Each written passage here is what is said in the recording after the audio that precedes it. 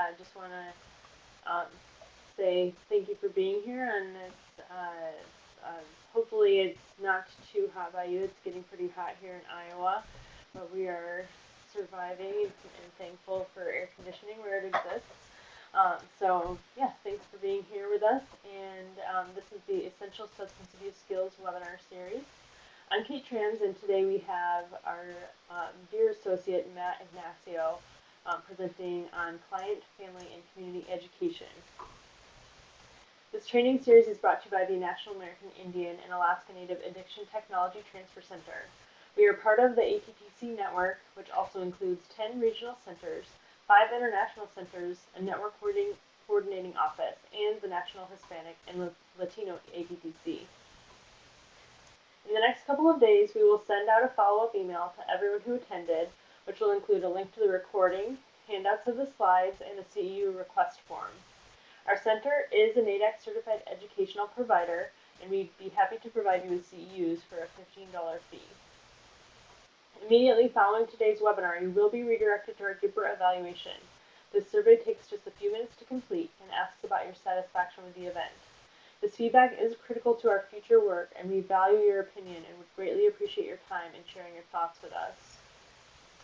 You will be muted for the duration of this webinar, so please use the chat pod to share your questions and comments, and we'll address questions at appropriate points during the presentation. And just so you know, if you want to view the presentation larger, you can click on the full screen button, which looks like 4 arrows pointing outward. And to return so you can see the chat and interact there, just press that button again. So our speaker today is Matt Ignacio. Many of you, if you have joined us for webinars before, might be familiar with him. He's one of our regular trainers, and he's a member of our advisory council. And he was the curriculum coordinator on our Native LGBTQ and Two-Spirit curriculum. And we are currently working on updating that, and Matt is a part of that as well. And we are planning out dates where we will be piloting that. And so we're looking forward to that, and I hope that some of you will keep your eye out for that curriculum to come along as well. Matt has also served as a lead author for a 2013 Centers for Disease Control and Prevention funded publication. Oh, sorry, Matt, I think we're getting the clicking on the wrong layout here. Just let me get back here a second. So the publication that Matt was the lead author for is titled Action, Compassion, and Healing, Working with Injection Drug Users in Native Communities. His prior work also includes the National Native American AIDS Prevention Center and as a project manager, and the Michael Paul Center for AIDS Care and Support and Gay Men's Health Crisis, the first and largest AIDS services organization. He's currently a doctoral student at the School of Social Work at the University of Washington. So thank you, Matt, and I apologize for the super long introduction, but I'll pass things over to you at this time. Great. Good morning. Hopefully you can hear me well. My name is Matt Ignacio, and I'm a member of the Tohono O'odham Nation. Good morning to you from Seattle, Washington, currently on Coast Salish land, the Duwamish people's land. And I'm excited to be here to talk about client, family, and community education. So let's kind of just talk briefly about what I will cover. I want to talk about HIV prevention and frame this discussion in HIV prevention because it is directly related to substance abuse prevention and treatment. We'll talk about some common sexually transmitted infections and explain core components of communicable disease prevention, right, on individual community levels. We'll talk about some factors that kind of place people at higher risk. And we'll cover some strategies that substance use providers, direct service providers, counselors, therapists, community members, I mean, the list goes on, strategies that we can use to prevent HIV sexually transmitted infections and viral hepatitis. So it's a good day to talk about all of this. Just a quick background, 2019, so it's been exactly 20 years that I have worked to address HIV in American Indian, Alaska Native, and Native Hawaiian communities.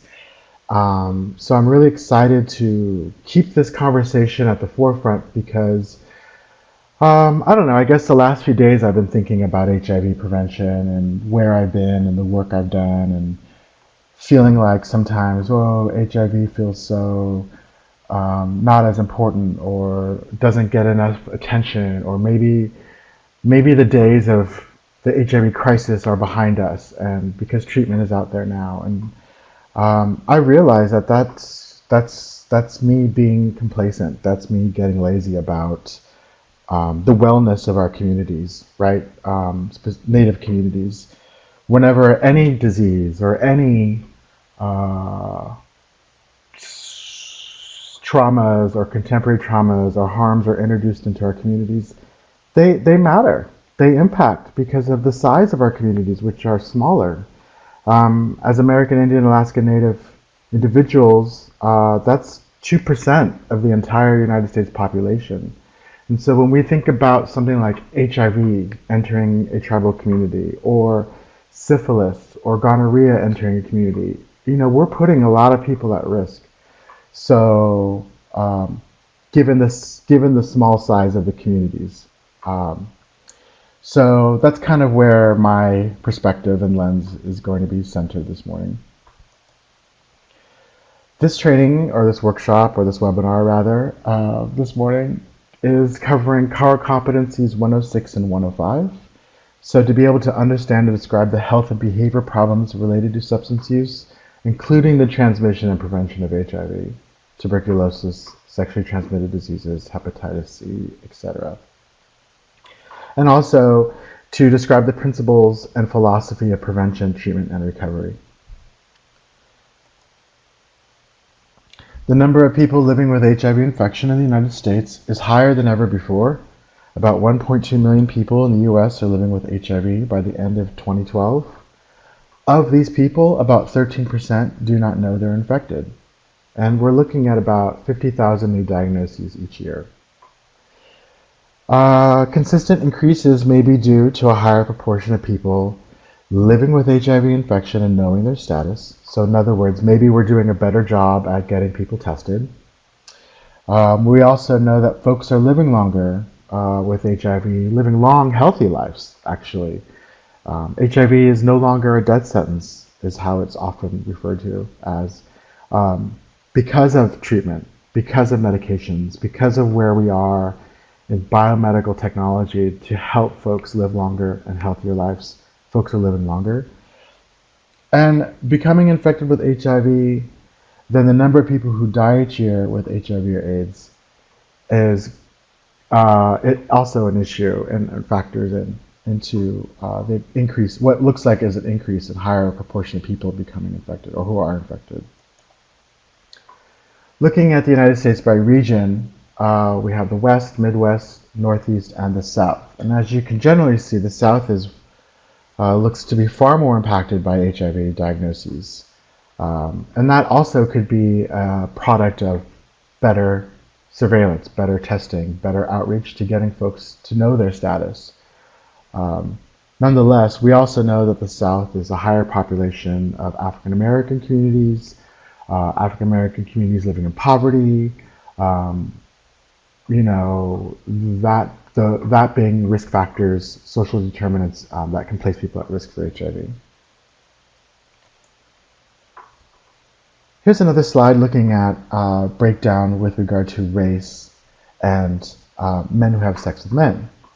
So men having sex with men as a risk category for acquiring the disease, we see that white men who have sex with men is greater, followed by black MSM, Latino, and then moving on to risk categories of black heterosexual women, black heterosexual men, etc., etc.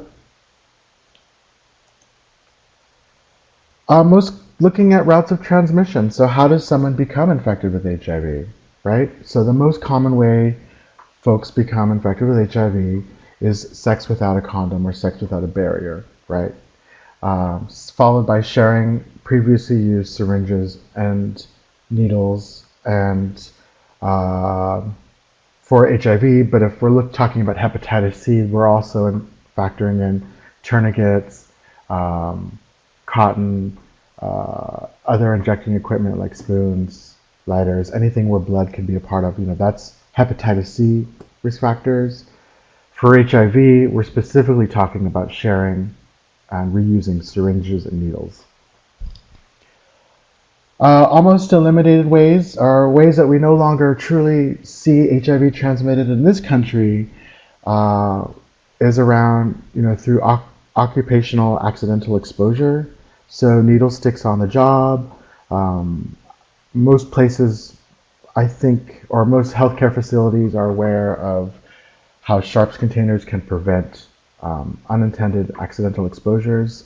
We now see that technology of a sharps container being placed in community-based organizations. We also see even sharps containers in casino bathrooms, in tribal casino bathrooms, for diabetics, to safely dispose of syringes so folks don't get accidentally stuck. Think of the custodians who work in those bathrooms, or even other customers or clients or participants coming in and putting their hand in the trash can and getting stuck. Those are few and far between, generally speaking. We also do not see very often transmission through blood transfusions or receiving a blood transfusion. The screening for blood products is much greater than it has been, particularly as a result of the HIV and AIDS crisis. And so we don't see that very often. That could be different if you're in a different country, but as far as the United States is concerned, that's one way we don't really see HIV being transmitted anymore.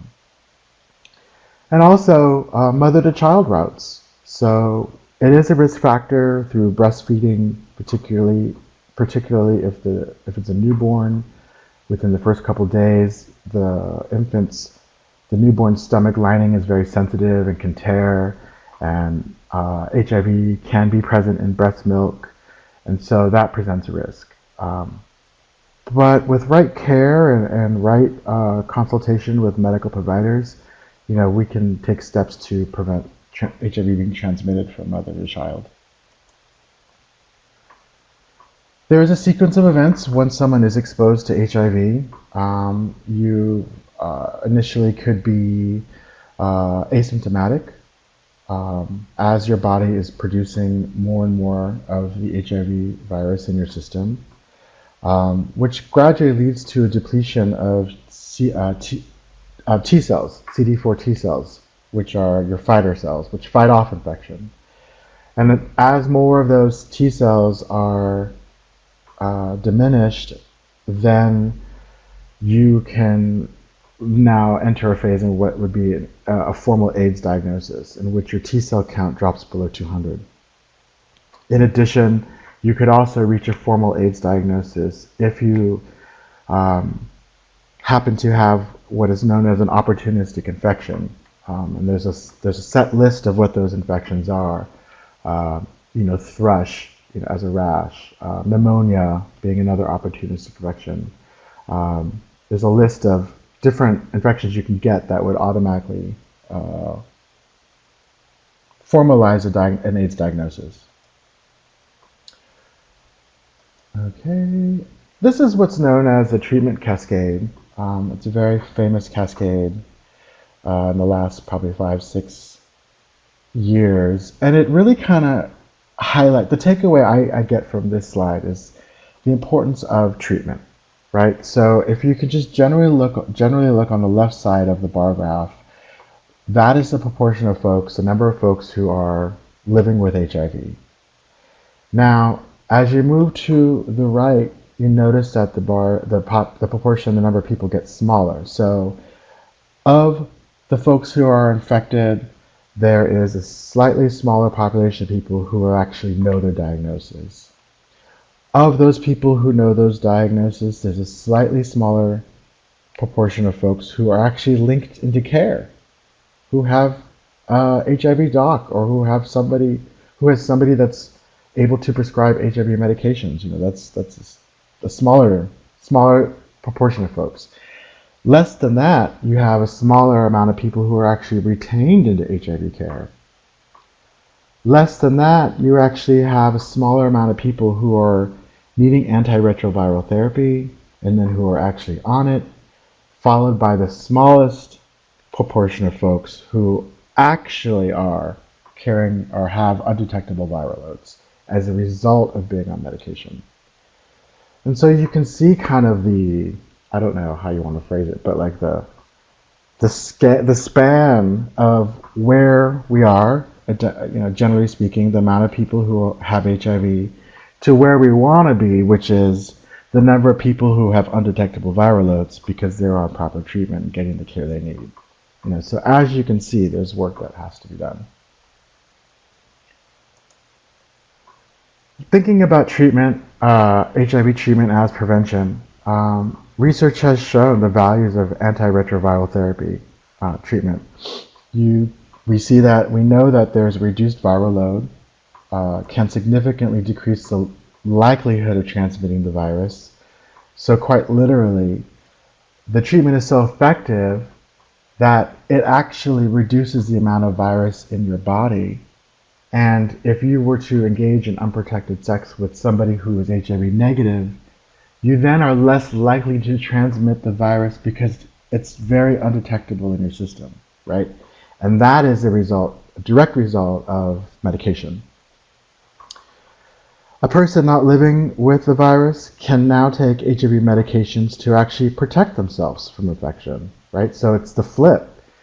If you're HIV negative and you engage in high-risk sexual behavior, you can take the same medications that people who are HIV positive take, and it can help prevent the onset of becoming HIV positive if you're exposed to the virus. So it's almost like kind of in the general direction of what we might think of as a vaccine, but not, because you have to take it daily. I think the adherence rate, you have to be adherent. You have to be able to regularly take the medications on a daily basis. Otherwise, it doesn't work. Otherwise, you might introduce resistance to the virus if you're skipping doses. But these are ways that we can think about treatment as prevention. Certainly, another intervention is linking folks to care. So structured programs to move people from diagnosis into stable care is what we refer to as linkages to care. We can help folks work through barriers, fears, and misconceptions. We can help folks walk through administrative barriers. When do you sign up? What are maybe some of the documents you might need? How do you get those documents? And navigating environmental barriers. How might transportation look like? Do you have childcare? Those sorts of aspects of linking to someone to care, we can talk about. Any one of us can address and help folks work through. Also means evaluating available care options, looking at issues around insurance and Medicaid and Medicare and affordability. And not all programs are required for all people, but should be required for all programs. LTC programs, linkages to care programs, maybe not everybody needs them, but I guess maybe this should be phrased as we should be mindful of them and offer them as to offer a buffet of options for our clients. Now let's take a look at sexually transmitted infections.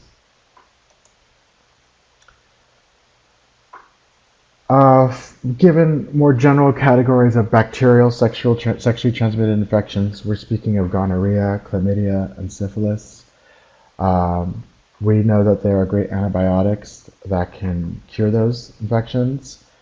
There are parasitic infections such as pubic lice, or crabs as it's also known as, and scabies, scabies is not necessarily a sexually transmitted infection.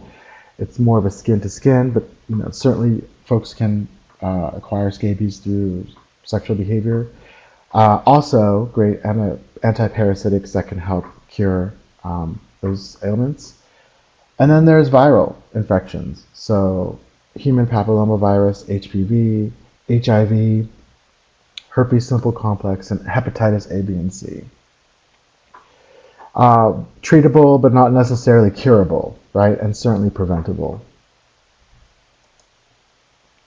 Hepatitis C, specifically, newly infected are either asymptomatic or have mild clinical illness.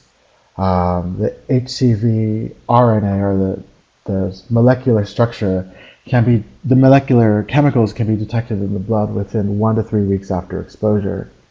And the average time from exposure to antibody seroconversion, from antibody to HCV seroconversion, is 8 to 9 weeks. Chronic hepatitis C infection develops in 70 to 85% of those who are infected. 60 to 70 chronically infected individuals can develop evidence of acute liver disease.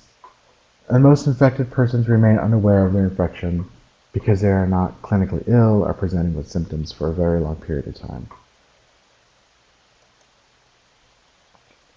Here's a quick snapshot of new hepatitis C regimens. This particular slide is not my area of expertise, but it's important to know, and I'll just highlight that this journey for hepatitis C cures and treatments has been a long road. I can remember back way prior than 2013 when there were clinical trials for medications, and it would work with some populations and it wouldn't work with other communities. For example, African Americans. And I think because of a different genotypes come into play with regard to treatment. And I think now, where we are today, has been an amazing outcome of a long journey of folks who have dedicated their careers to finding treatment for folks who are living with hepatitis C. This is also really relevant to the community at hand, right? American Indian, Alaska Native, Native Hawaiians, other indigenous folks. Because very often we see high rates of alcoholism, high rates of alcohol use. So it's important just to kind of be mindful of all the different, I guess you could say, all the different trials that Native people go through, but then also being mindful of the different healing and wellness strategies that exist out there. Briefly, just talking about HIV and hepatitis C co-infection. If there should be routine testing for hepatitis C for any HIV positive person, and certainly early diagnosis, evaluation, and treatment should be considered for HIV positive patients. That's something that we would want to talk to a specialist about for sure. Looking about prevention. Thinking about your program specifically, do clients receive education, get referrals, or actually have risk screening and counseling available on site? Knowing that there's vaccination available for hepatitis A and B, and knowing that there are services out there that can directly address hepatitis C risk and treatment. Thinking about your program, how much of this is actually discussed, right? Which leads us to knowing that prevention comes first. And this seems like a great pause, actually, before we move into the next section, to take a break and allow folks, if there's any questions or comments, to please use the chat box, and I'll be happy to take any questions or comments.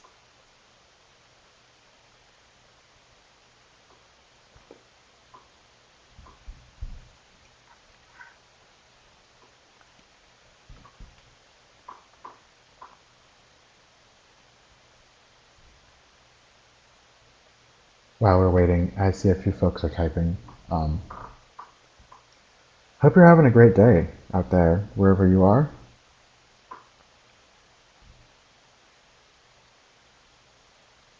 Okay, so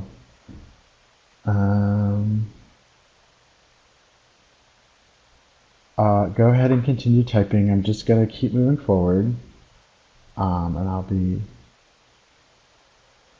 So Lula Howard asks, what is HPV and how can it be transmitted? That's a great question, and I'm going to direct you to some resources. Lula, just hang tight. I'll send you some link. I'll send you a link.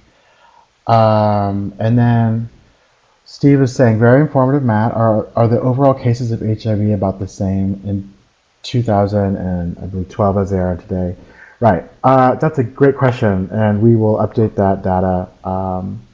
I know there has been more recent data now. What I can say, just even thinking back over the past 20 years, specifically as it relates to American and Indian and Alaska Native individuals, is that from my personal perspective, because we're doing a greater job at getting Native folks tested to know their status, it looks as though things are getting worse. Because of better surveillance in rural communities, in rural reservation communities, the data now shows that it looks worse, that things are getting worse. I say that, but I also want to say how things have improved and how structural community level stigmas and shame have kind of almost diminished to the point now where we can start talking honestly about sexual health. And specifically, I'm talking about homophobia, biphobia, transphobia, two-spirit phobia. I believe that there's a really robust national resurgence, reemergence, honoring, if you will. Think of a national two-spirit groups that are all over in major cities, two-spirit societies. And I believe that cultural shift in and among American, Indian, Alaska Native communities normalizes this discussion around risk, might encourage someone to actually get tested, might encourage someone to know their status, and by that point might inspire someone to then seek out treatment and stay on treatment and live a healthy life. So one stat that stands out in my mind where it doesn't look so good is specific to American Indian Alaska Native women who are unfortunately acquiring HIV the most via sharing injection equipment compared to all races and ethnicities. So in other words, out of all races and ethnicities, Caucasian, African American, Latino, American Indian Alaska Native, Native Hawaiian, and other Pacific Islanders, it's the American Indian Alaska Native women who are getting HIV by using shared contaminated injection equipment. That's alarming. That also could be a factor of better surveillance and better testing. But we're also in a culture now where it's more accepting to talk about injection drug use as a risk factor in rural reservation communities. Anyway, that was a long answer, Steve. I totally went with that one. I hope that kind of contextualizes some of the data moving forward. Yeah, okay, so let's talk about prevention. All right, so thinking about interventions, right? Levels of interventions. Intervention refers to the mechanisms or strategies used to operationalize or achieve a level of prevention.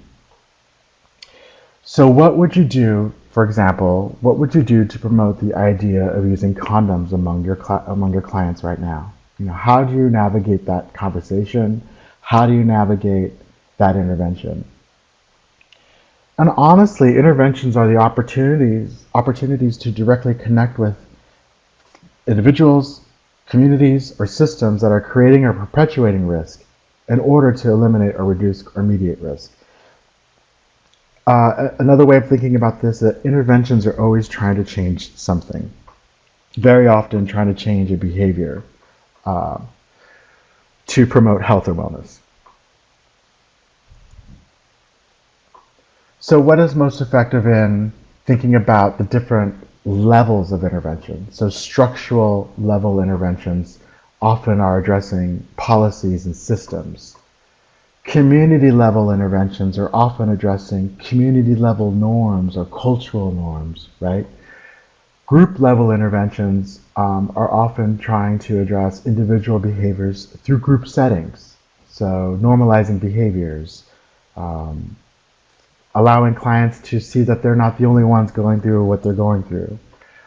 And then individual level interventions are often trying to address individual behaviors to promote health and wellness. So which one do you choose? Think about your community and risk populations. What's appropriate for them and the issue? Consider the science, consider the research. What is effective?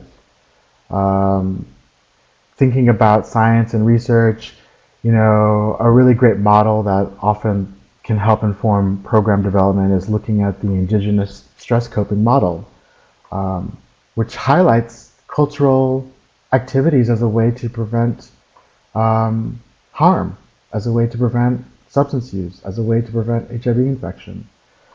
And thinking about what is affordable. Very often programs have a hard time trying to figure out how everything will get paid for, right? Particularly in indigenous communities. So a cost-benefit analysis can help you determine what may be best and what might be feasible. So for example, individual level interventions are expensive, however they are effective. Group level interventions reach a greater, wider audience. You can reach more people, but can have marginal effects, can have sort of like, okay effects in terms of behavior change. Community level interventions can certainly reach more people. They often take longer to create any change, but can promote opportunities for lasting change, right? And thinking about structural level interventions produce lasting change and can address root causes, sort of the social determinants I spoke of earlier. Certainly can be complex and challenging and often not supported with federal dollars. So that's your policy work, that's your tribal policy work, that's even tribal policy as it relates to state and federal entities, looking at what that dynamic looks like. Certainly can be very complex, but can have positive outcomes. Thinking about one not necessarily leading to the other for clients, right? Thinking about just because someone had a higher risk incident, perhaps they had a slip last night, they were engaging in sexual behavior, condom wasn't used, that doesn't necessarily mean they were exposed to HIV, right? Just because someone is exposed to HIV doesn't necessarily mean that they are going to become infected. Perhaps maybe that individual is taking medication and perhaps they have a low viral or undetectable viral load. So just being exposed to the virus doesn't necessarily mean a person will become infected. There are cases where folks have been exposed to the virus and they, for whatever reason, did not become HIV positive. Their immune system has fought it off. Those are very rare cases. But also thinking about other sexually transmitted infections, the body does have a defense mechanism. There is a possibility that the body could fight it off naturally.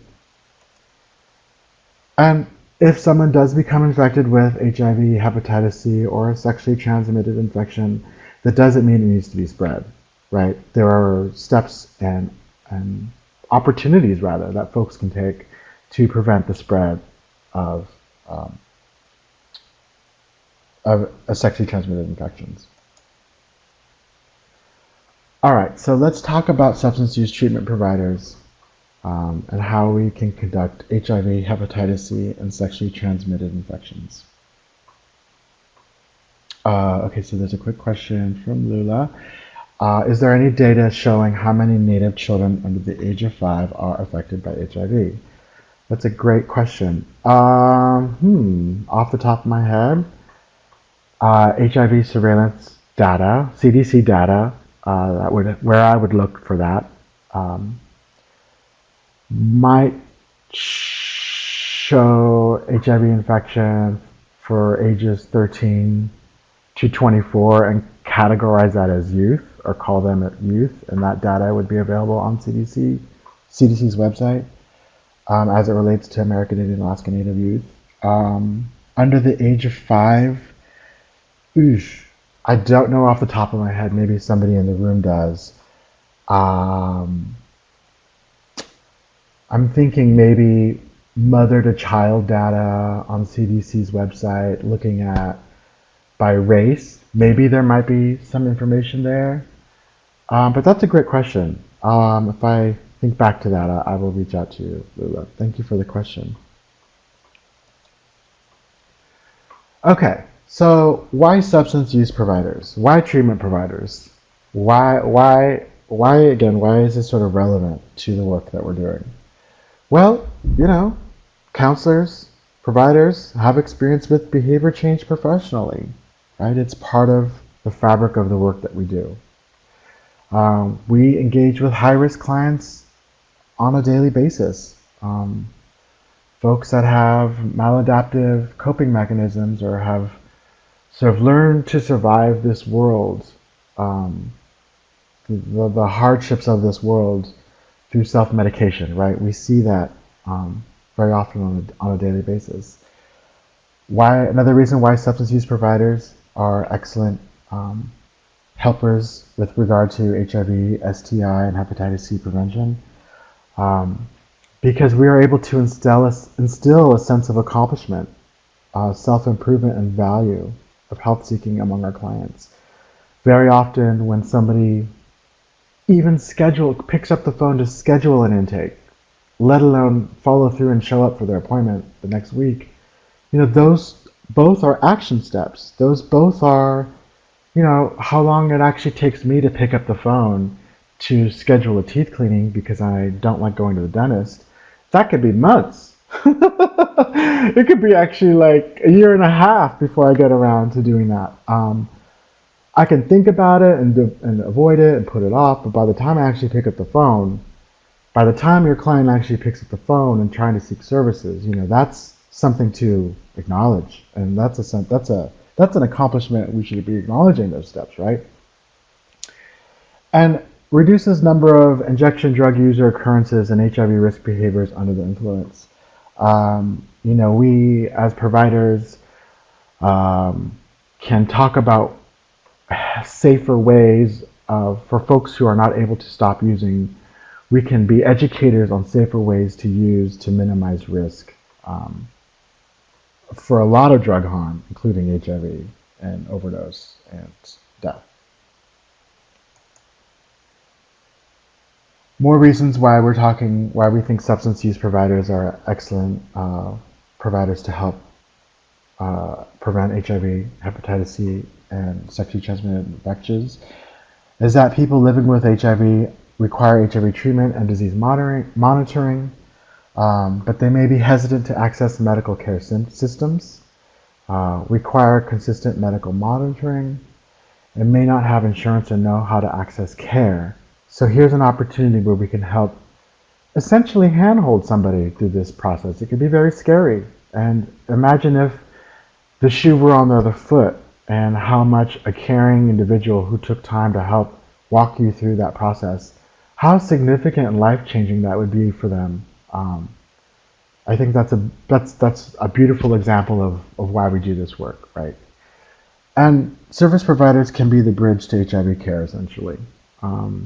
And that, if we're serious about seeing individuals improve, if we're serious about communities' wellness improving, we all play a part in that in different ways. And so service providers, treatment providers can be excellent in serving as a bridge to care, linking to care, right?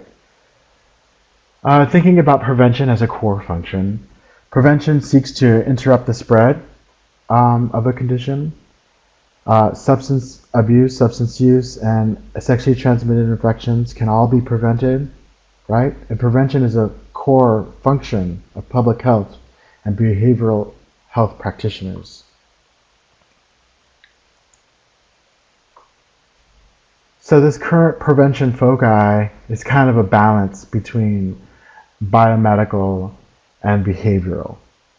And we might even throw in there, I would add another element to this, cultural, right?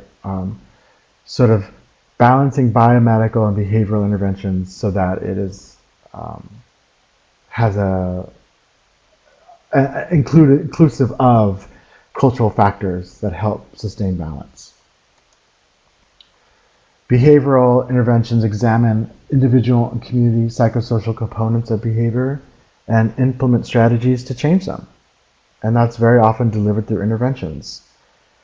So an individual may go through some skills training on how to avoid using drugs, particularly youth. Individuals might attend a group setting to learn about stages of change or harm reduction strategies. We might think about behavioral community interventions such as syringe exchange, a service where folks can acquire and dispose of syringes to prevent the spread of bloodborne pathogens, right? Those are behavioral interventions. Biomedical involves the use of medical science to intervene in the biological and pathological operations of the virus or bacteria. So this is the treatment side, right? The medication, if you're HIV negative and you take the medication to prevent becoming HIV positive, that is known as PrEP. If you, for some reason, were exposed to HIV and you're HIV negative, I believe you have 72 hours to then access medication to take as an emergency treatment to prevent becoming HIV infected, and that is known as PEP. PrEP stands for pre-exposure prophylaxis. PEP stands for post-exposure prophylaxis. So there's technology out there, but I don't think that that is widely known as I think I would like to see it, or as many people would like to see it, especially as providers, let alone community members. I think even providers may not be well aware of the biomedical technologies that exist today. There's a lot of research around microbicides, HIV microbicides, gels, foams, thinking about vaccination research, HIV clinical trials that are trying new technologies to prevent the spread of HIV, and the circumcision as a way to prevent HIV has also been in the research literature. And these are biomedical interventions.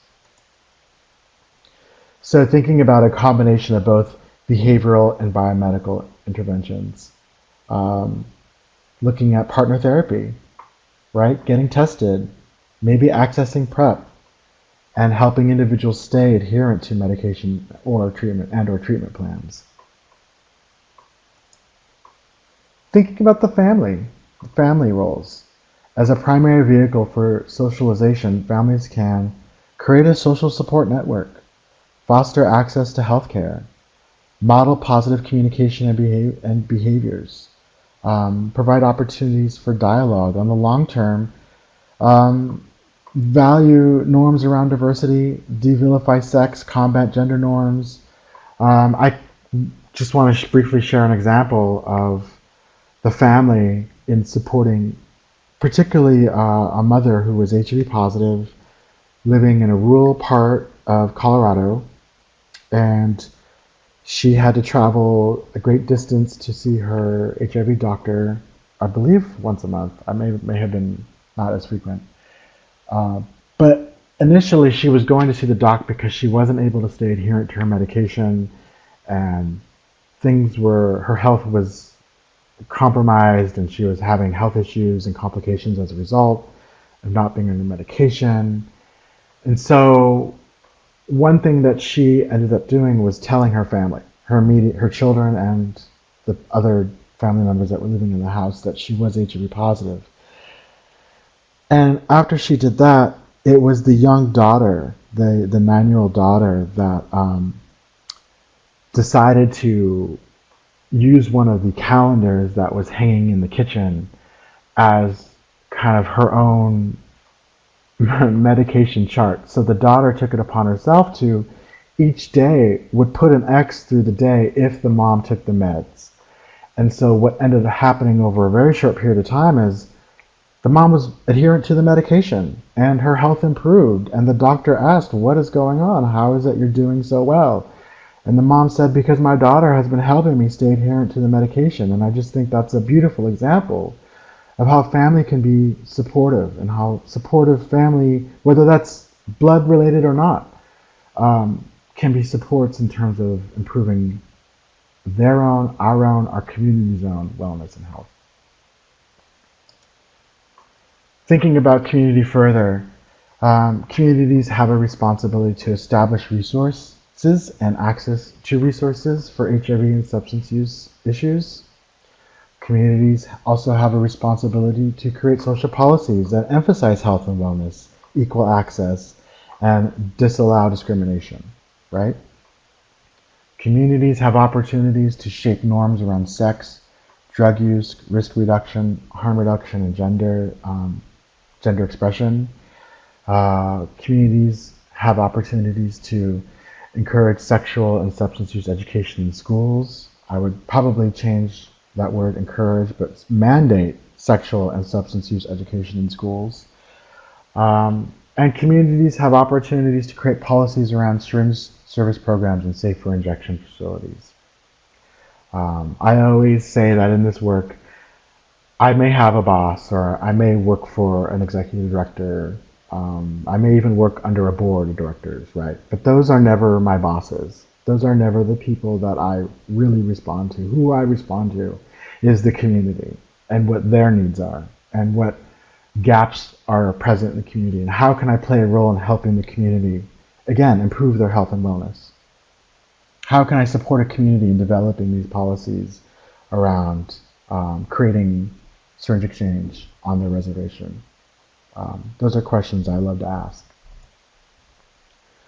In thinking about systems and the roles they play, systems are the mechanisms through which formal services are delivered.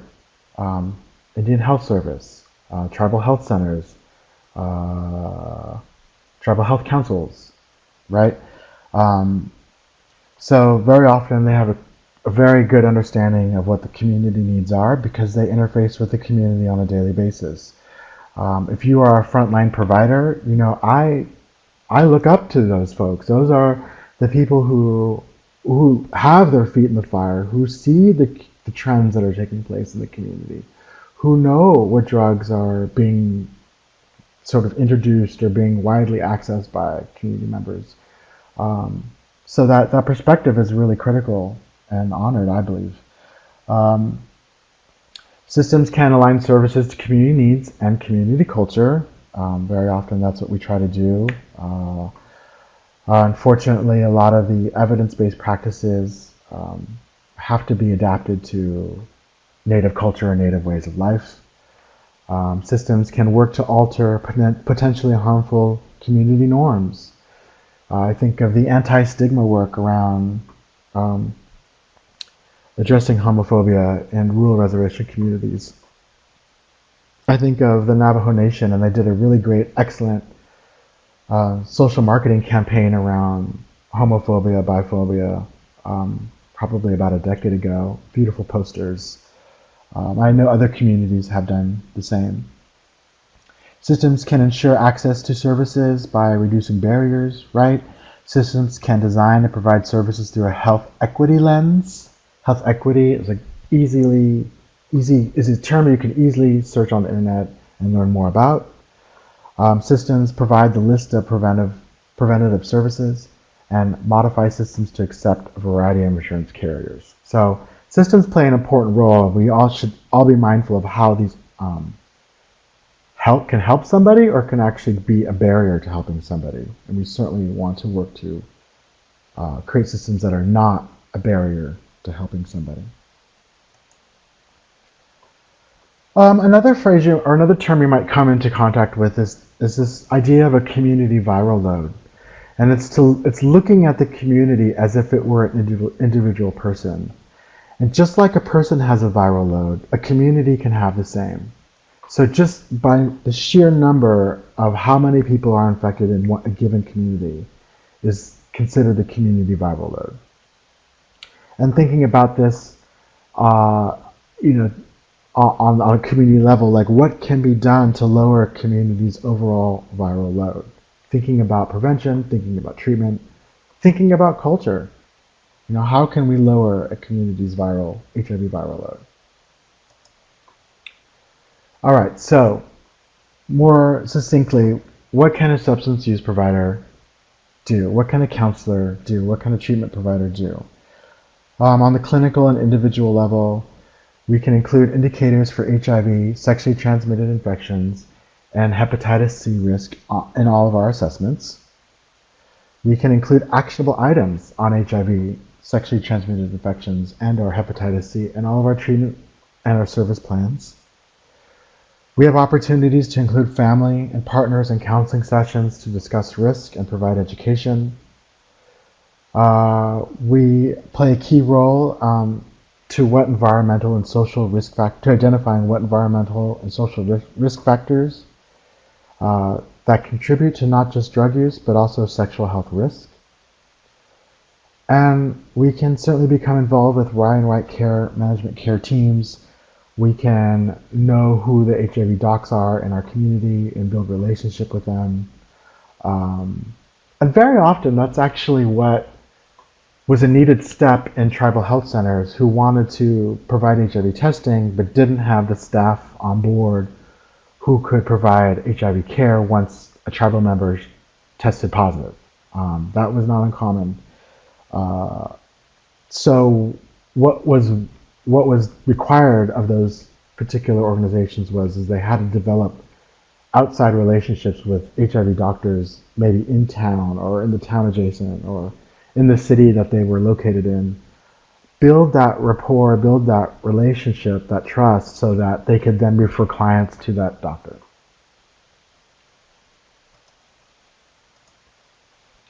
Furthermore, on a clinical and individual level, providers can conduct HIV, sexually transmitted infection, and viral hepatitis screening and vaccinations, provide referrals and assist with medical linkages to care, discuss medication adherence, treatment adherence as part of just a general clinical practice, and be able to provide basic HIV and sexually transmitted infection education to your clients.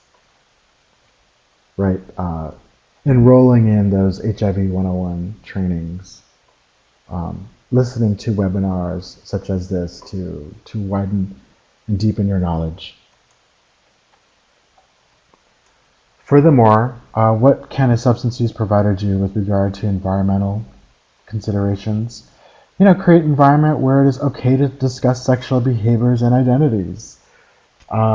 Practice not having the look of shock when somebody talks about who they hook up with or who they have sex with. Serving as a conduit for information for individuals and families. You be a channel of information and education on a dime, on a moment's notice. It could be as simple as having condoms available in your bathrooms or at your waiting room or in your office. Reducing the barrier to access to condoms or the price folks have to pay for condoms. I don't think anybody should have to pay for condoms. They're out there. They're not seen, or maybe when you go to the doctors, they're not, maybe they don't put them out, or maybe they don't think to put them out, or maybe they don't think to buy them and put them out. But making condoms available is certainly an important step, I believe. And programming that makes syringes more accessible to high-risk users. It could just even be the question asked. So if you're not a program that is attached or linked with a syringe exchange program, just even asking, do you know where to get sterile injection equipment? Person might say, I don't inject drugs, or yes I do, or no I don't. And now you have an opportunity to educate and inform. It's building that relationship, right? So lastly, let's just talk briefly about integration.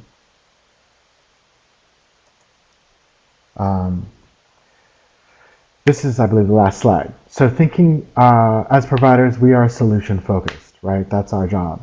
Prevention services, when working with active drug users, utilizes a positive service delivery model, right? Positive service delivery, which is having a strengths-based approach. We collaborate, we partner with the client, and write down their strengths as a way to empower. This is an activity I've done where I might just blindly, or just not blindly, but I might have a conversation with a client about, well, what are the strengths you think you have, or what are the strengths you see in yourself? And they may not have any to name, but helping to write down and tease out can be an activity to empower the individual. Working from a positive service delivery model, we can address overlapping, intersecting, and co-occurring disorders and diagnoses. So we can play a role in kind of addressing holistic, or even asking about holistic health issues. We work and try to convey authentic interest, being mindful, working from a mindfulness perspective if you are aware or unable to, but just being yourself, not standing or sitting behind your title, not sitting behind your desk, pulling the chair out from around the desk so you're not separated by a physical barrier. Maybe sharing a little bit about who you are, where your family's from, if you are non-native. Building a relationship, building that trust, is one way to convey authentic interest. As I had mentioned before, acknowledging and providing support for positive steps already made. Again, someone picking up the phone to schedule an appointment and then is one positive step, but then actually following through and coming into their appointment is another positive step. Acknowledging that's great. That shows that someone is taking charge of their health and wellness, right? As I mentioned earlier as well, frontline workers are excellent advocates. They have a perspective that allows them to see the emerging trends that are taking place in the community. And working from a positive service delivery model supports environmental change, thinking about one's own environment and how that contributes to risk is also on our minds. Okay. Wow. Well, thank you so much for your time this morning. I would be happy to take any questions or comments. You also have my contact information on the screen, so please feel free to reach out if you have any questions later. Thank you.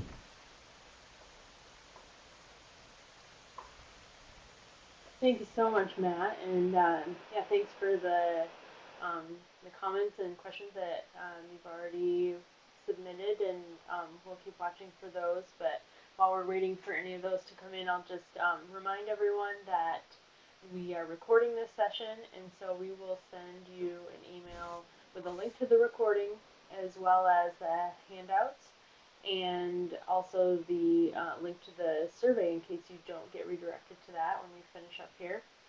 And just want to tell everybody too that this is a monthly series that we offer. So we have a topic in this series of essential substance abuse skills the first Wednesday of each month. And yes, we are. This series is meant to be a support in helping those study for their alcohol and drug exams. And so we'd encourage you to review these, and we have all of our previous sessions on our YouTube channel. So take a look at that sometime too, and feel free to email me if you have any questions about that. So I don't see any other questions at this point. Matt, did you have anything else you wanted to say before we finish? No, just best of luck. Have a great day, and reach out if you have any questions later. Thank you so much, everyone. Wonderful. Thank you again, Matt. And thanks again to everyone for being with us today. And yeah, we hope you you stay cool and be safe, and we'll hope to see you next time. Thanks again.